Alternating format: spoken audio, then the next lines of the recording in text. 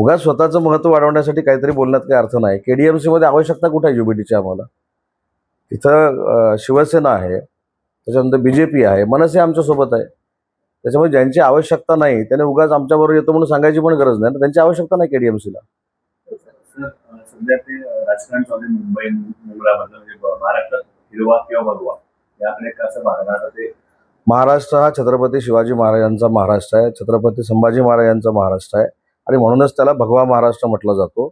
असं विष पेरायचा कोण जर प्रयत्न करत असतील तर भगव्याचे पाईक ते सहन करणार नाहीत, हे शिंदे साहेबांनी देखील सांगितलं आणि हीच आमची शिवसेनेची भूमिका आहे. राज्याचे संपर्क प्रमुख राजेंद्र साळवे यांच्या संदर्भातली ऑडिओ क्लिप सध्या व्हायरल होते आणि त्यावरून सध्या जोरदार चर्चा देखील सुरू आहे. नेमकं काय त्या संदर्भात?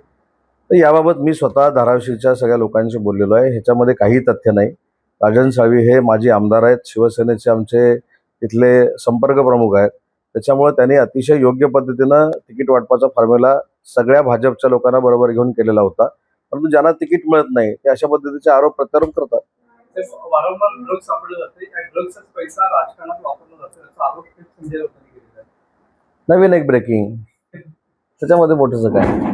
तुमचा टाइमपास, आमचा टाइमपास आणि जनतेचा टाइमपास. पैशावरती आणि सत्ता जी आहे ती मिळवली गेली. तीच ब्रेकिंग ना. आणि काय तुम्हाला ब्रेकिंग पाहिजे सकाळी त्याने दिली. लोकांचं म्हणजे सगळ्या महाराष्ट्राच्या जनतेचं मनोरंजन होतंय. याचा परिणाम एकही मतावर होत नाही. आमच्या सत्ता सगळीकडे येत आहेत. तुम्ही लोकसभा बघा, विधानसभा बघा, नगरपालिका बघा, महानगरपालिका, काय त्यांच्या बोलण्याचा परिणाम होतोय कुठं? त्याच्यामुळे तुम्हाला रोज सकाळी ब्रेकिंग मिळते आणि तुम्ही आम्हाला प्रश्न विचारतात. त्याच्यामुळे तुमचा पण टाइमपास आणि आमचा पण टाइमपास. त्याच्या पलीकडे काय? आगामी जिल्हा परिषद किंवा पंचायत निवडणुकीच्या अनुषंगाने राज्याचे मुख्यमंत्री चिपळूणमध्ये 2 दिवसांनी येत आहेत, तर तिथे एक महायुतीची काही सभा आहे का? मुख्यमंत्री महोदय महायुतीच्याच उमेदवारांच्या प्रचारासाठी 28 तारखेला येतात आणि त्याच्यानंतर ते सिंधुदुर्गामध्ये जाणार आहेत.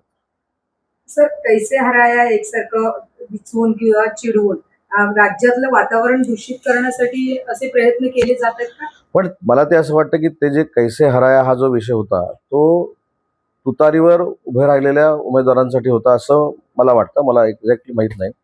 परंतु त्यांनी जे हिरवा आणि भगवा हे जे काही वादंग निर्माण करण्याचा प्रयत्न केला आहे त्याचं मी उत्तर दिलं की छत्रपती शिवाजी महाराजांचा हा महाराष्ट्र आहे, छत्रपती संभाजी महाराजांचा हा महाराष्ट्र आहे. त्याच्यामुळे हा 100% भगवा महाराष्ट्र आहे आणि तो भगवाच महाराष्ट्र राहणार. शिंदेची टोळी ही गद्दारांची टोळी आहे, ती भाजप चालवते. काय म्हणले? शिंदेची टोळी ही गद्दारांची टोळी आहे आणि ती भाजप चालवते असं दानवे साहेब म्हणाले. म्हणजे खरं तर आमच्याकडे याची प्रोसेस सुरू झाली त्यांची आता.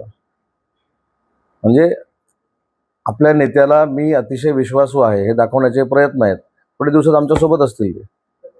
दानवे पक्षावर येणार शिवसेनेत? मी म्हटलं ना आमच्यासोबत असू शकतात. बोलणी सुरू झाली? ते सांगायचं असतं का बोलणी सुरू झाली?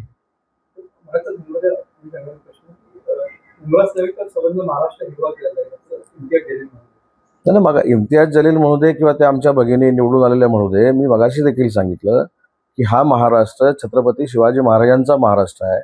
हा महाराष्ट्र छत्रपती संभाजी महाराजांचा महाराष्ट्र आहे.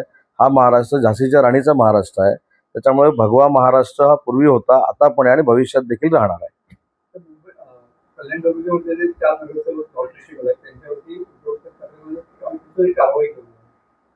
करू देत. आता कारवाई काय करणार, कशी करणार ते केल्यानंतर आपल्याला कळेल ना. पण स्वतःचे आमदार, स्वतःचे नगरसेवक हे स्वतःच्या नेतृत्वावर विश्वास ठेवून थांबत का नाहीत?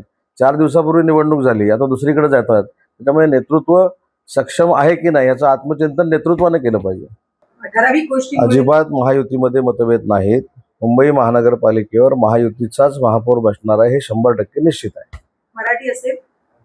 आम्ही जाहीर केले मराठी असेल म्हणून. कालच सगळ्या सर्वपक्षीय नगरसेवकांची बैठक घेतली. त्याच्यामध्ये मला ज्या काही सूचना द्यायच्या होत्या त्या नगरसेवकांना दिलेल्या आहेत. परंतु अधिकाऱ्यांनी देखील लोकप्रतिनिधींशी संयमानं वागलं पाहिजे, प्रोटोकॉल राखून वागलं पाहिजे. ही भूमिका देखील पालकमंत्री म्हणून माझी नक्की आहे. सर, पण 4.5 कोटीचा जो भ्रष्टाचार शौचालयाचा झाला तो त्यांच्याकडे कागदपत्र नाही, उपाध्यक्षाकडे ते कागद. याच्यामध्ये माझी जिल्हाधिकाऱ्यांशी सविस्तर चर्चा झालेली आहे. जर नगरसेवकांनी ह्या चौकशीसाठी जिल्हाधिकाऱ्यांकडे अर्ज दाखल केला तर जिल्हाधिकारी किंवा कोकण आयुक्त याच्यामध्ये चौकशी करतील.